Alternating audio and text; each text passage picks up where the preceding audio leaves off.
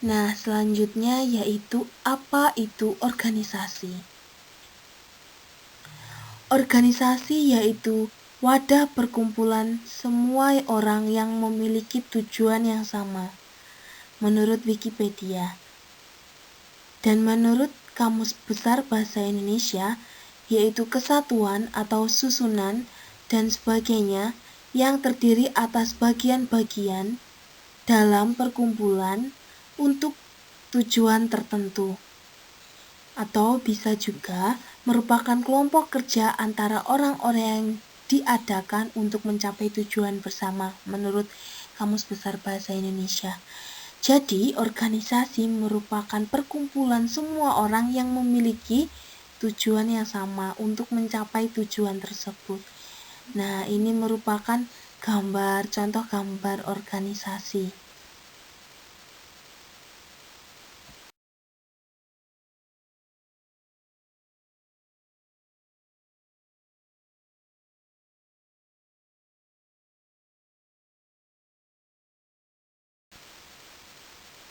Nah, slide selanjutnya yaitu mengapa pramuka disebut sebagai organisasi. Karena di dalam pramuka memiliki tujuan yang sama serta diwujudkan atau dicapai. Jadi dengan kata lain, setiap organisasi harus memiliki tujuan yang ingin dicapai.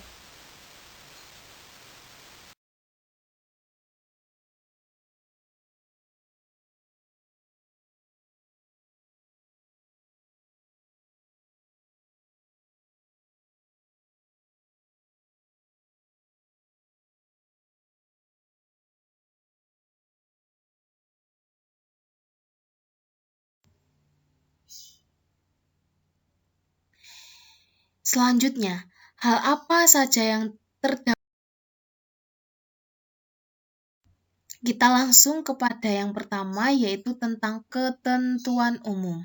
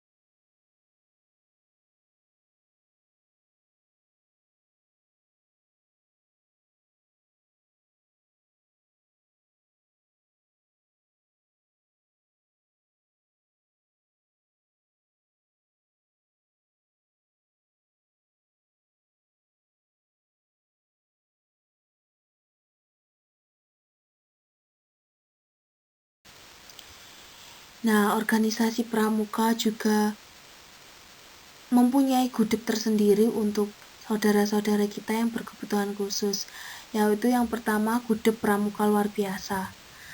Poin A yang pertama yaitu gudeg yang anggotanya semua jenis kecacatan atau berkebutuhan khusus. Contohnya anggotanya terdiri atas tunanetra, tunarungu, tunagrahita, tunadatra, tunalaras yang secara gabungan terwadai dalam satu gudeg. Lalu yang kedua, masih tetap dengan poin A, yaitu gudeg yang anggotanya hanya satu jenis kecacatan atau kebutuhan khusus.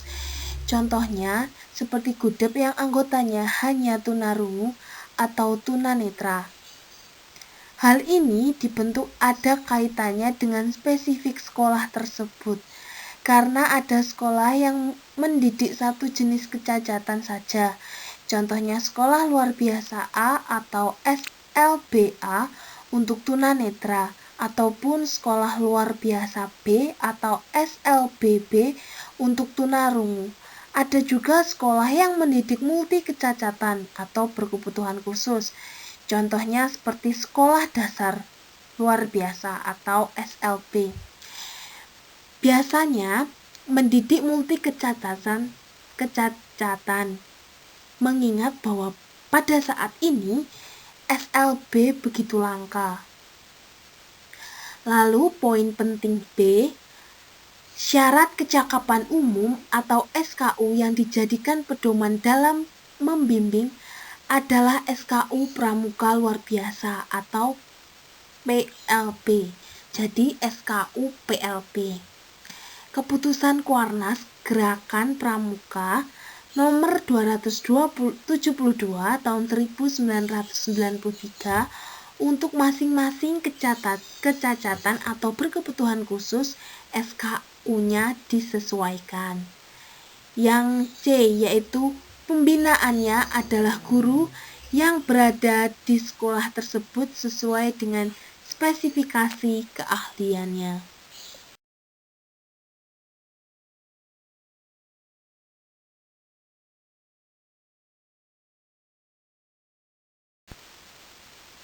Yang kedua yaitu gudeg terpadu.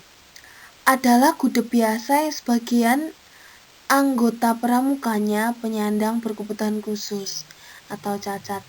Dalam pelaksanaan penerimaan anggota memperhatikan atau mempertimbangkan hal-hal sebagai berikut. Yang pertama yaitu tunanetra, tunadaksa, tunalaras, dan tunarungu secara selektif, yang artinya cacatnya tidak terlalu berat. Yang kedua, mampu mengikuti kegiatan secara umum atau SKU-nya memakai SKU Pramuka biasa. Yang ketiga, tidak adanya penyederhanaan materi kegiatan. Lalu yang keempat, peserta didik mampu berkomunikasi secara wajar. Lalu yang kelima, orang tua peserta didik yang bersangkutan mengizinkan masuk anggota gerakan pramuka pada gudeg tersebut. Lalu yang selanjutnya yaitu peserta didik yang bersangkutan harus minat. Lalu selanjutnya memiliki hak dan kewajiban yang sama antara anggota pramuka luar biasa dengan pramuka biasa. Jadi ini tidak ada bedanya ya teman-teman, semuanya sama. Pembina yang membina anggota gerakan pramuka penyandang cacat atau berkebutuhan khusus adalah pembina biasa. Apabila ada kesulitan, dapat berkonsultasi dengan sekolah luar biasa terdekat.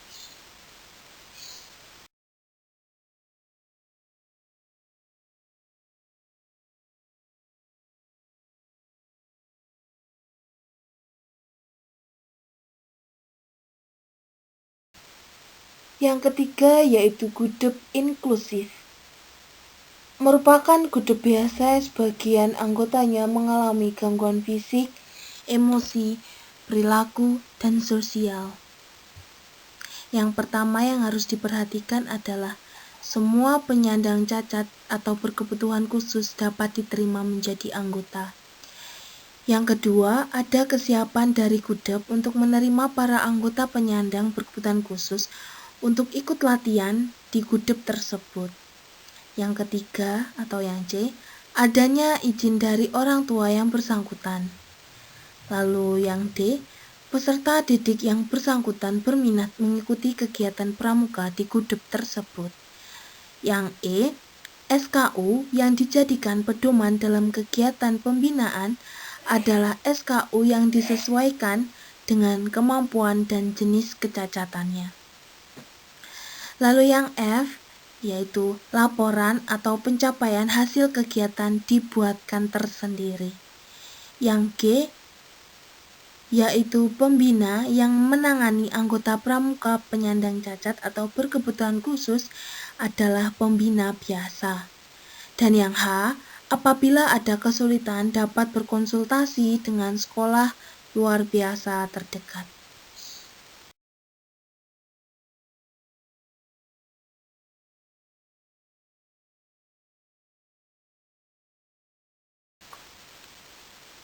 Yang I adalah warga negara asing yang bertempat tinggal di wilayah Indonesia dapat mendirikan Gudep bagi bangsanya dengan memberitahukan kepada Kuartis Nasional dan Kuartir daerah setempat agar terjalin persahabatan.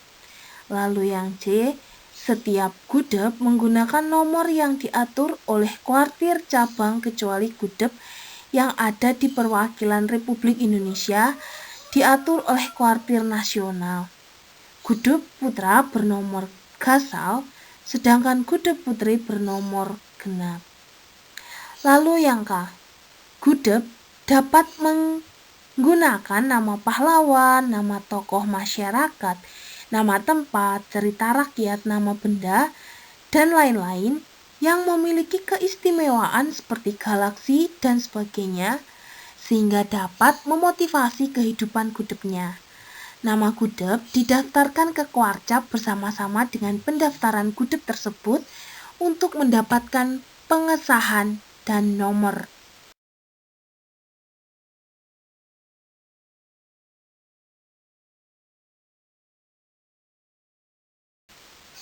Nah, jika tadi kita berbicara tentang pramuka untuk saudara-saudara kita yang berkebutuhan khusus, ini bab selanjutnya slide selanjutnya yaitu ditinjau dari kelengkapan satunya, maka Gudep terdiri dari yang pertama yaitu Gudep lengkap. Pada Gudep lengkap ini merupakan pangkalan bagi anggota muda, anggota dewasa muda yang terdiri atas perindukan siaga, pasukan penggalang, ambalan, penegak, rencana, pandega. Lalu yang kedua yaitu Gudep tidak lengkap. Gudep tidak lengkap merupakan pangkalan keanggotaan bagi anggota muda, anggota dewasa muda yang anggotanya terdiri atas 1 atau 2 atau 3 golongan saja. Contohnya seperti Gudep yang berpangkalan di sekolah dasar yang hanya memiliki perindukan siaga dan pasukan penggalang.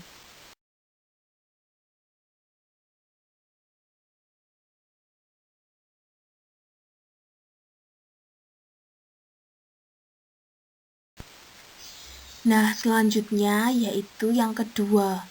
Jika yang pertama tadi adalah ketentuan umum, maka yang kedua adalah struktur organisasi.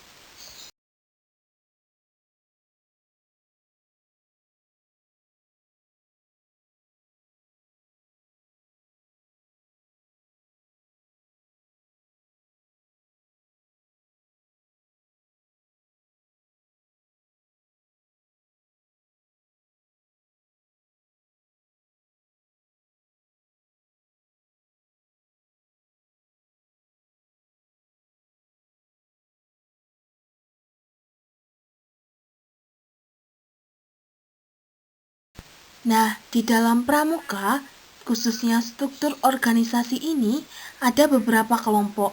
Yang poin pertama yang A yaitu perindu siaga. Di dalam perindu siaga ini terdiri atas antara 18 sampai 24 pramuka yang dibagi menjadi 3 sampai 4 kelompok yang disebut sebagai burung.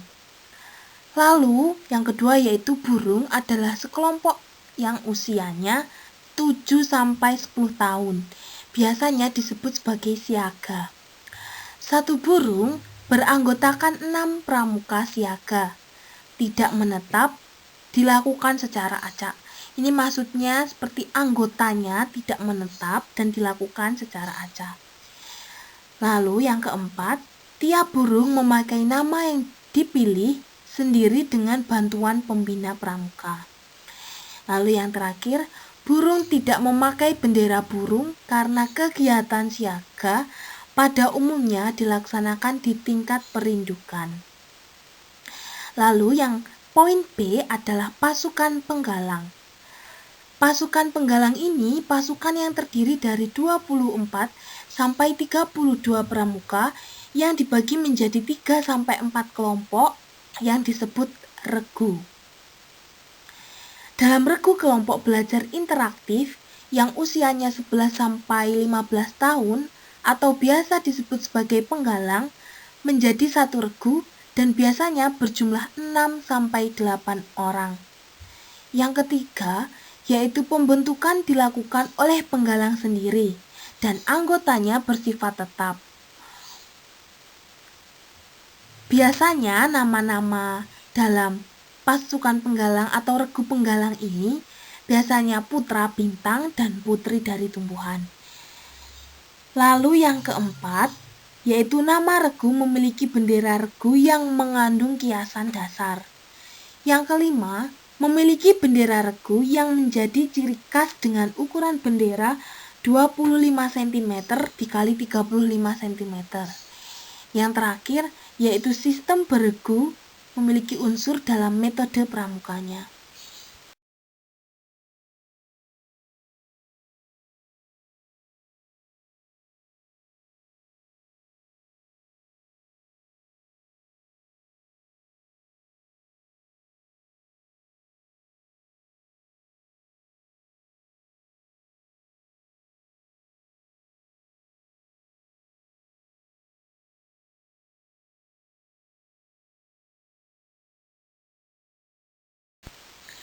Nah, untuk poin yang C, yaitu ambalan penegak. Ambalan penegak yang terdiri atas 13-32 anggota yang dibagi menjadi 3-4 kelompok atau biasa disebut sebagai sangga. Nama menggunakan lambang yang mengandung aspirasi dan kiasan untuk memotivasi kehidupan ambalan. Lalu yang keempat, sangga adalah kelompok belajar usia 16-20 atau biasa disebut sebagai pramuka penegak. Yang terakhir yaitu pembentukan sangga dipilih oleh pramukanya sendiri, termasuk juga nama kelompoknya. Lalu yang D, Rancana Pandika. Terdiri atas paling banyak 30 pramuka, tidak dibagi dalam kelompok kecil. Yang kedua, untuk mengerjakan suatu pekerjaan atau tugas dapat membentuk kelompok disebut sangga kerja. Anggotanya terdiri atas anggota rencana yang sifatnya sementara sampai tugas selesai. Jadi ini tidak tetap, hanya sementara untuk tugasnya atau sebutan sangga kerjanya. Lalu yang ketiga, rencana pandega merupakan rencana pandega menggunakan nama yang dipilih mereka sendiri sesuai dengan aspirasi dan mengandung kiasan dasar yang menjadi motivasi kehidupan rencana mereka, rencana pandega. Lalu poin yang E, tim pembina satuan.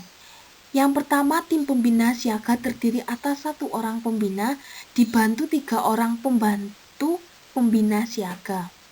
Lalu yang kedua, tim pembina ambalan. Penegak disingkat tim pembina penegak yang terdiri atas 1 orang pembina penegak yang dipilih majelis penegak dibantu 1 atau 2 orang pembantu pembina penegak.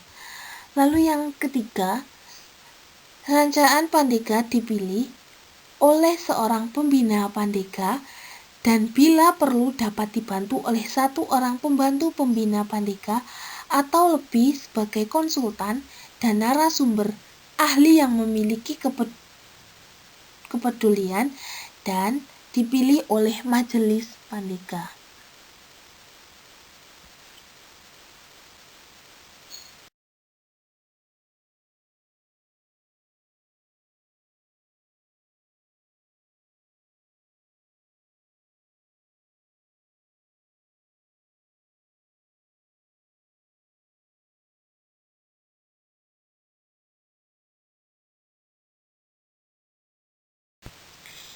Lalu poin yang H adalah Badan Pemeriksaan Keuangan Gugus Depan atau GUDEP.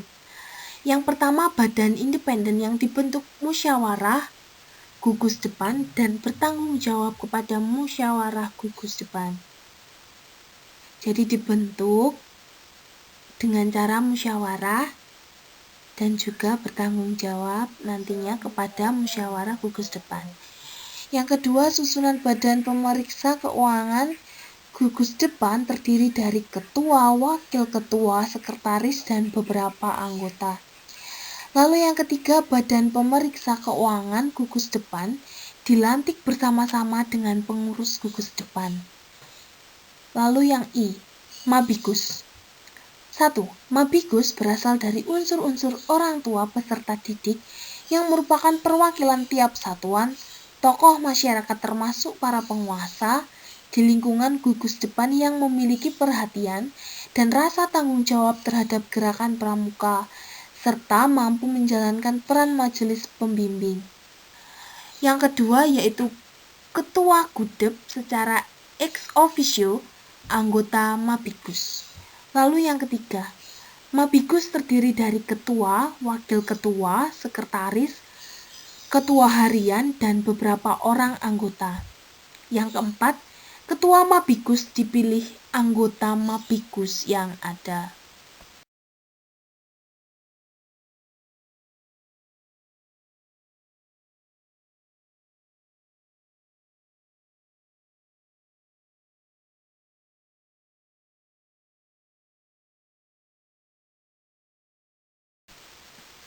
Nah, yang ini yaitu pembina gugus depan.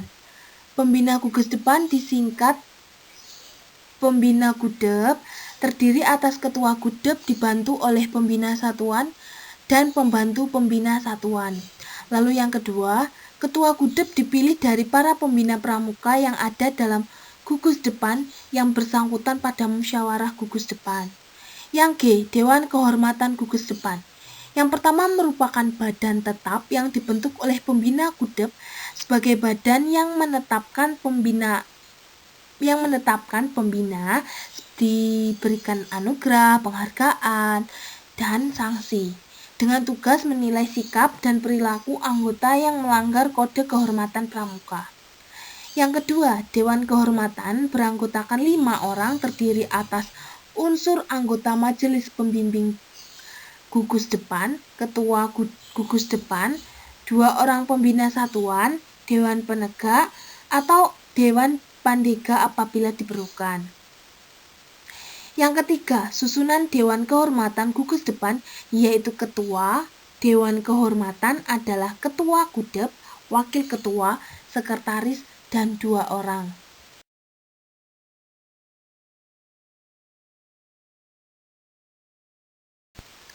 Nah, sekian presentasi PowerPoint mengenai organisasi di dalam pramuka. Sekali lagi terima kasih dan maaf apabila ada tutur kata yang kurang berkenan dalam hati. Selamat pagi dan salam pramuka.